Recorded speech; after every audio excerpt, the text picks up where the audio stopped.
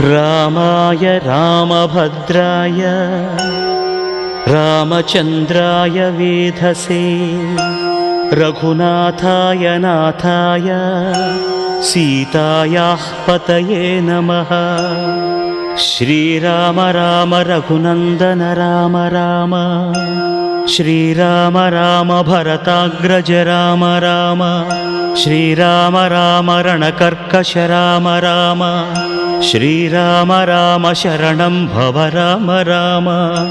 श्रीरामचन्द्र चरणौ मनसा स्मरामि श्रीरामचन्द्र चरणौ वचसा गृह्णामि श्रीरामचन्द्र चरणौ शिरसा नमामि श्रीरामचन्द्र चरणौ शरणं प्रपद्ये।